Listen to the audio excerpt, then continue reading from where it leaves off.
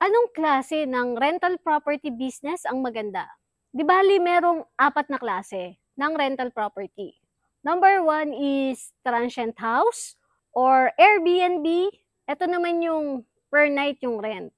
Para siyang hotel na may check-in time at check-out time. Usually 22 hours sa isang araw. Basta ang counting ko dito is per night pag nagpapresyo ako ng rate. Ang kagandahan nito is mabilis yung cash flow. Kasi per night yung bayad sa'yo at kung ilan pa yung mag-stay dun sa unit, kung grupo sila, marami, mas malaki yung babayaran nila sa'yo. Yun nga lang, matrabaho siya pagdating sa marketing. Kasi kailangan araw-araw ipagsigawan mo yung unit mo para matagpuan ka ng mga taong may kailangan ng ganitong klaseng rental. At ganun din sa pagpe-prepare ng unit. Kasi kailangan, for example, 10 AM yung check-in ng guest, kailangan 10 AM, malinis na yung buong unit, naka-prepare na yung tutulugan nila, yung living area nila, at iba pang parte ng bahay. Transient house yung napili mo, dapat yung location ng property mo, katulad nitong property ko na Len Transient House, dapat malapit yan at least sa National Highway, sa tourist spot, or sa city proper, para talagang mabook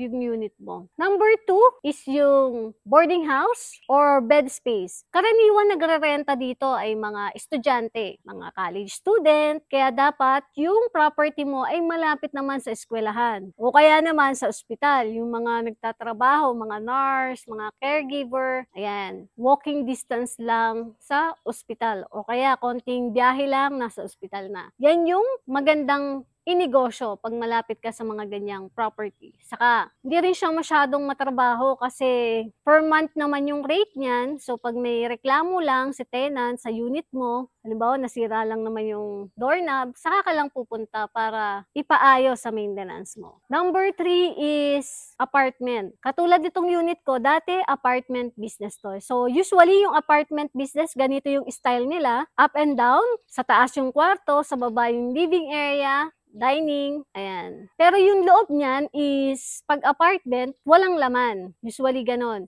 Structure lang siya. Bahala na yung tenant bumili ng mga gamit nila sa loob. At yung contract niyan is 1 to 2 years. So, hindi rin siya matrabaho kasi per month yung rate niyan at hindi mo naman kailangan i-market lagi. Maliban na lang pag bakante yung unit. Tapos monthly, makaka-receive ka ng payment ni tenant. Yun nga lang, ang downside is mabagal yung cash flow. Yan yung pinakamabagal na cash flow sa lahat ng rental property business. Pang-apat ay ang commercial space. Ang commercial space, per month din yung rent niyan, mas malaki-laki naman yung kitaan dyan. Pero syempre, napakalaki din ang ipupuhunan mo dyan. Number 1 is yung location. Pag bumili ka ng lupa na pang commercial space, sobrang mahal. Ilang milyon na kaagad yung magagastos mo sa lupa pa lang. Plus dun sa structure na ipapagawa mo para paupahan. So, milyones din yon. So, sa kapital, sobrang laki. Pero yun nga, makukuha mo naman sa upa. Hindi rin siya matrabaho kasi per month, marireceive mo na yung payment ni tenant. Saka, usually yung mga nagre-rent naman ng commercial space, maalaga din siya sa unit kasi nga for business yan. So, hindi malalaspag basta yung unit mo kasi aalagaan naman ng tenant yan. Lalo na kung tatayuan nila ng kainan yan or ano.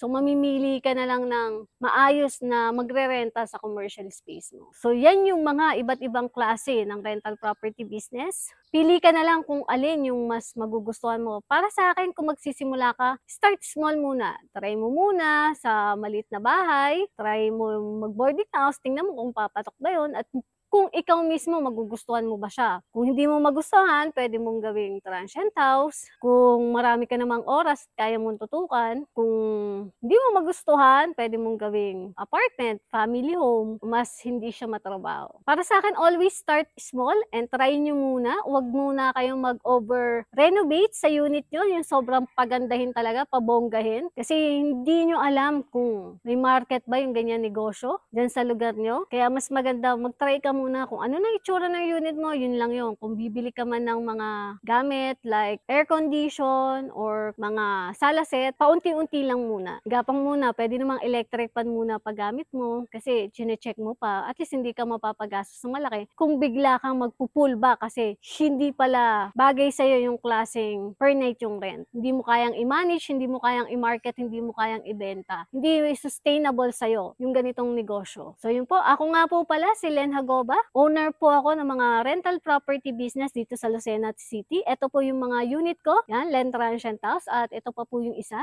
na mas malaki pang unit ko. So if you need advice regarding rental property business, ayan, comment lang po kayo dito sa video na ginawa ko. At join din po kayo sa group na binuo ko sa Facebook, ang Real Estate Buddies. Yan. Pwede po kayo mag-ask ng question dyan at ilalagay ko rin po yung description sa comment section. Bye po muna ngayon!